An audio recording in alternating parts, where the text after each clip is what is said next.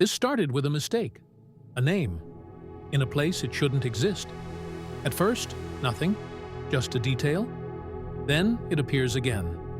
Different file, different year, same name. Why? Then it gets closer, to financial discussions, to private meetings, to people who don't make mistakes. And somehow, he's already there, before anyone remembers how he got in.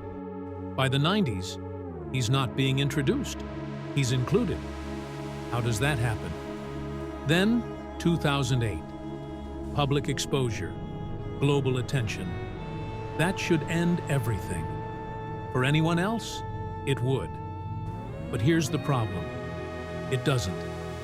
Years later, he's still in contact with powerful institutions, still attending private meetings, still being invited into places most people never reach. Why? Then, 2013. An email surfaces.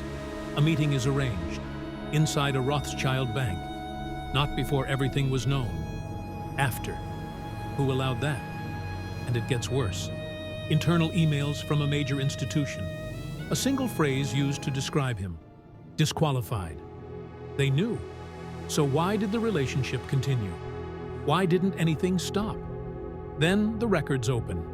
Flight logs, names, dates, repeated travel, the same people, over and over again. Is that coincidence or something else? Because when you line everything up, a different picture starts to form. Not a series of random connections, a pattern, consistent, unbroken. And that raises a different question. Not who was he, but what kind of system allows this to continue? Because once you see it, you can't go back. This isn't just about one man. It's about the people who didn't step away, the doors that never closed, the access that never disappeared. And by the end of this video, you won't be asking what happened. You'll be asking something far more uncomfortable. How much of this was actually visible? The entire time? I wasn't looking for him. There was no reason to. This started as a routine review. Financial records, archived communications, fragments of institutional history. The kind of material no one pays attention to, until one detail breaks the pattern. A name, placed where it didn't belong. At first, I ignored it. That's the rule with this kind of work. You don't jump to conclusions. You don't chase anomalies. Most of the time, they disappear on their own. But this one didn't. A second document. Different year. Different context. Same name. Jeffrey Epstein. Pause. Still explainable. He was known to be connected. A financier. A networker. A man who moved around powerful people. That version of the story works. Until it doesn't. Because then it appears again. And again. And again. Not randomly. Not loosely. Precisely. I stopped reading the documents and started tracking the pattern. Where the name appears, who it appears next to, how close it is to the center of the conversation. At first, the edges, social mentions, introductions, event proximity. Then something shifts. The name moves from guest lists to financial discussions, from financial discussions to internal exchanges. That's not movement you expect. Not in systems built to keep people out. Because real power doesn't advertise itself. It filters, it restricts, it protects itself. And yet, this name keeps passing through those filters. Across archived material, his name appears not just occasionally, but thousands of times. Different contexts, different environments, different levels of access. That's not coincidence. That's continuity. So I stopped asking, why is he here? And started asking, how far does this go? Because once you follow the pattern, you notice something else. It's not just repetition, it's progression. He doesn't stay in one place. He moves inward, closer to decision-making, closer to influence, closer to the kind of conversations that don't happen in public. That doesn't happen accidentally, not at this level, because every layer you move through becomes harder to enter, more controlled, more selective, more protected, and yet, he keeps appearing. At the time, I told myself this was networking. That's how people like him operate. They connect, they build relationships, they gain access over time. But later, that explanation stopped working. Because this didn't look like someone gaining access. It looked like someone being allowed through. Then I found the detail that changed everything. In one of the documents, his name wasn't just present. It was positioned inside a process, inside a sequence of actions. Not observing, not adjacent, involved. That's a different category entirely, because inclusion at that level requires something very specific: permission. And that's when the discomfort sets in, because if he was inside these conversations, if he was moving through these layers, if his presence didn't trigger resistance, then the real question isn't about him. It's about the system.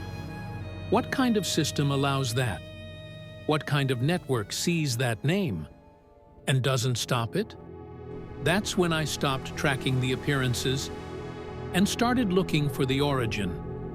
Because patterns like this don't form by accident. They start somewhere. And when I traced it back, I realized something unsettling. This didn't begin in the 2000s. It didn't begin with scandals. It didn't begin with headlines. By the time the world noticed him, he had already been there for years, inside the system, and no one had pushed him out. I thought I had found the pattern, but I hadn't found the beginning, because the deeper I looked, the earlier he appeared. I stopped moving forward and went back, because something didn't make sense. If his name was showing up this often, in this many places, then I wasn't looking at how it started. I was looking at what was already built. Mid-1990s. That's where the story changes. There's a document, easy to miss. A letter written in April 1995, sent from a New York financial figure, directly to the President of the United States. On the surface, it's technical. Currency stability, financial coordination, policy-level discussion, nothing unusual, until you see the name, Jeffrey Epstein. Not mentioned casually, not in passing, inside the conversation. That's not where outsiders appear, not in discussions like this. And it gets more complicated. The person writing that letter was not just connected, she was positioned, moving between finance and political power. And a few years later, she becomes part of the Rothschild family. At first, it feels like the explanation, a bridge, a connection point. That's how influence works. People introduce people, networks expand, access grows over time. But the timeline doesn't hold, because this reference, this level of inclusion, happens before that connection is fully formed, before the marriage, before the public alignment, before the obvious pathway exists, which creates a problem. He shouldn't be there yet. So I kept digging. More references, more appearances, private environments, closed circles, situations where influence isn't shown, it's negotiated. And his name keeps surfacing, not highlighted, not questioned, just accepted. That's the part that doesn't make sense, because in these environments, access is controlled, carefully, intentionally, and yet, he moves through them without resistance. At the time, it still looks like networking, a well-connected individual, someone who understands how to move between powerful people. But later, that explanation starts to break. Because networking doesn't look like this. Networking takes time, introductions, barriers. This doesn't, because by the late 90s, he's not just appearing, he's expected. The kind of presence that doesn't trigger questions, because by that point, those questions are already too late. No one asks who brought him in. No one asks why he's there, because he's already part of the environment. And that's when the story shifts again, because once someone is accepted at that level, they don't need to explain themselves. And then comes the part that should have changed everything. A public case, a conviction, a name exposed globally. For most people, that's the end. Access disappears, connections break, doors close. But when I followed the timeline forward, that's not what happened. The pattern didn't stop, it continued. Same environments, same level of access, same proximity to power. That's not normal. That's not recovery. That's something else. Because the next documents don't show distance. They don't show rejection. They show something far more unsettling. He wasn't trying to get back in. He never left. And soon, he wouldn't just be present. He would be invited deeper. By 2008, it should have been over. His name was public. The case was public. The damage, irreversible. For anyone else, that's where the story ends. But it didn't. Because what happens next doesn't make sense. I moved forward in the timeline, carefully. Because this is where things should break. 2008 changes everything. It exposes him, defines him, places him in a category that elite networks usually reject immediately. Reputation risk, public liability, unacceptable. That's how the system is supposed to work. But when I reached 2013, nothing had changed. The access was still there. And then I found the email. Short, precise, almost normal. An invitation, not to an event, not to a party, to a bank. A message arranging a meeting with Ariane de Rothschild, inside the Edmond de Rothschild Bank itself. Pause. That's not a social space. That's not a casual environment. That's an institution tied to one of the most established financial families in the world.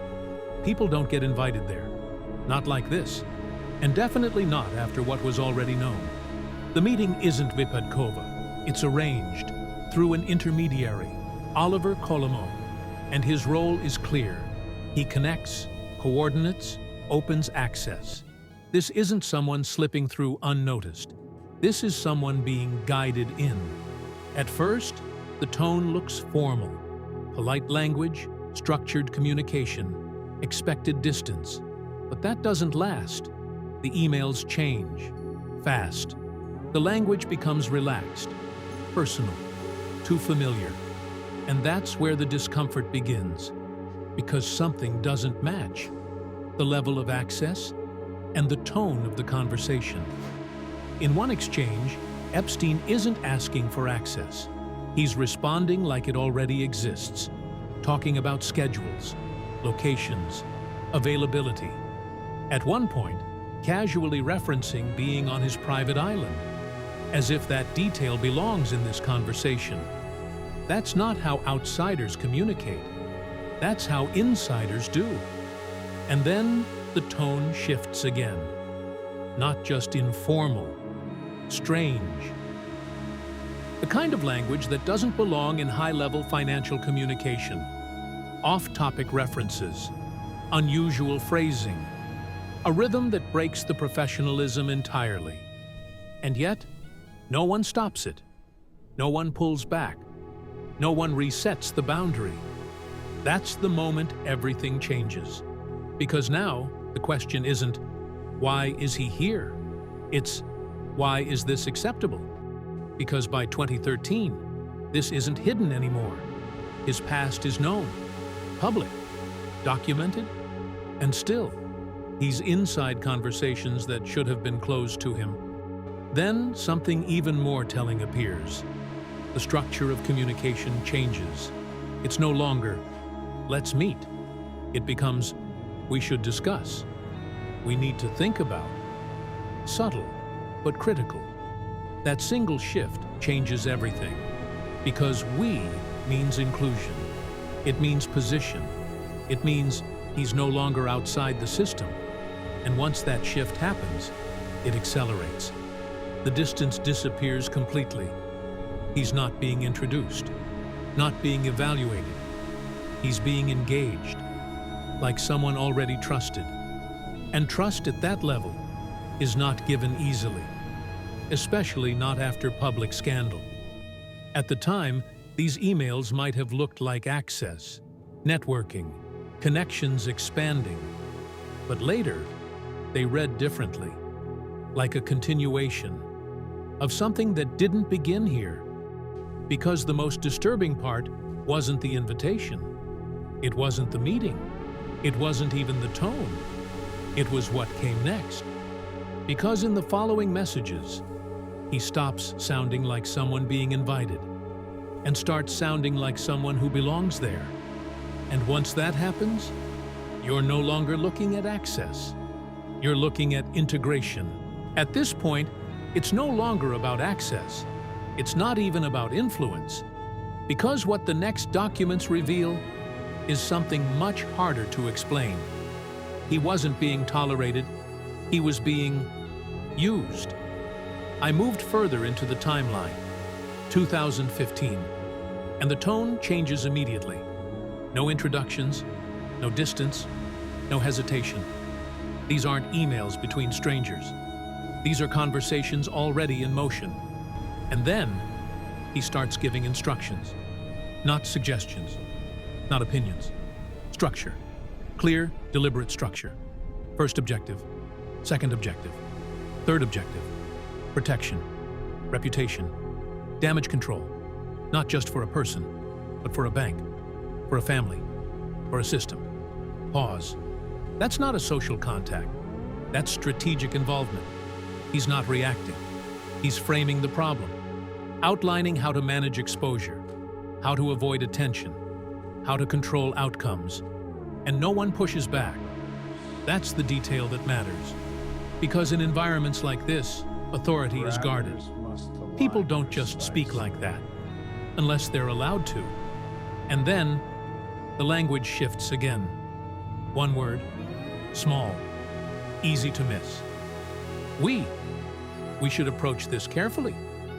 We need to think about strategy first, not you. We. That's not a mistake. That's identity. Because the moment someone says we, they're no longer outside. They've crossed the line. And it doesn't stop there. The emails expand. Travel coordination, private meetings, discussions that move seamlessly between financial strategy, legal positioning, and internal family concerns. That boundary shouldn't exist. Those layers are usually separated, protected, and yet he moves between them freely. That's not access anymore. That's trust. And outside these emails, the same pattern repeats. Different environment, same outcome. Flight logs show connections with Bill Clinton. Legal cases connect him to Prince Andrew. Academic institutions, including Harvard and MIT, accepted funding linked to him even after 2008. Billionaires. Scientists, political figures, different worlds, same pattern. No full rejection, no complete isolation, just adjustment. And then comes the most revealing moment. In 2016, he presents himself to others in a new way. Not as a contact, not as a facilitator, as a representative, someone who speaks on behalf of Rothschild interests. Pause. That's not networking. That's positioning. And here's the uncomfortable question. Was that true? Or was it allowed to sound true? Because if it wasn't, it would have been shut down instantly. And there's no sign that it was. At this point, the pattern becomes impossible to ignore. He moves between finance, politics, academia, private wealth, without friction, without resistance. That's not coincidence. That's a system. And that's when the story changes again. Because this is no longer about him. It's about what happens around him. What's allowed, what's ignored, what's quietly accepted. In a normal world, 2008 ends everything. Access disappears, doors close, reputation collapses. But here, none of that happens. The connections remain. The conversations continue. And in some cases, they deepen. That forces a different question. Not who was he, but what kind of system allows this to continue? Because by now, he's not navigating the system. He's operating inside it, influencing conversations, shaping direction, positioning himself between powerful people. And no one removes him. No one isolates him. No one breaks the pattern. And that's the moment everything becomes unstable. Because systems like this only work as long as they remain unseen. And soon, that changes. Because what was once hidden in private emails begins to surface. And when it does, the question is no longer, who did he know? It becomes, why did no one stop him? By the time the files surfaced in 2019, the story wasn't just about Epstein anymore. It was about the people who stayed connected to him, after everything was already known. And one connection stood out, not because it was hidden, because it wasn't. Among the documents, there were direct exchanges, emails, meetings, ongoing contact between Jeffrey Epstein and Ariane de Rothschild. Not before the scandal, after. By that point, his past wasn't a secret. 2008 had already defined him, publicly, legally, irreversibly, which means every interaction after that happened with context. And yet, the communication continues, not cautiously, not distantly, structured, regular. And then something else appears, his role. Inside these exchanges, Epstein isn't positioned as an outsider. He's not being introduced, not being evaluated. He's advising, providing strategic input on financial direction, reputational positioning, internal considerations. That's not access, that's function. And that changes the relationship entirely, because advisors aren't accidental. They are chosen, trusted, integrated, especially at that level. And there's more. In later communication, he positions himself as someone who can act on behalf of that network. Not just connected, representing. That's a claim that shouldn't exist, unless it's tolerated. And here's where the contradiction begins. Because when everything becomes public, the narrative changes. Statements, clarifications, distancing. The message is clear. There was no meaningful relationship, no awareness, no depth. But the documents don't reflect that. They show repeated contact, continued engagement, strategic discussion, post-2008 interaction. Not accidental, not isolated, consistent, and consistency creates a problem. Because now, this isn't about whether a connection existed. That part is documented. It's about how that connection is described. What the files show and what is later said don't align. And the gap between those two things is where the real story sits. We saw his name appear where it didn't belong. We saw him inside conversations before he should have been there. We saw doors open after they should have closed. And we saw him operate as if he was already part of the system. Now we see something else, who didn't push him out. Because this isn't just about access, or proximity, or influence. It's about acceptance. Sustained, documented, uninterrupted. He wasn't hidden from them. He wasn't unknown to them. And according to the records, he wasn't removed by them either. And once you see that, The story stops being about Jeffrey Epstein and starts being about the world that kept him close.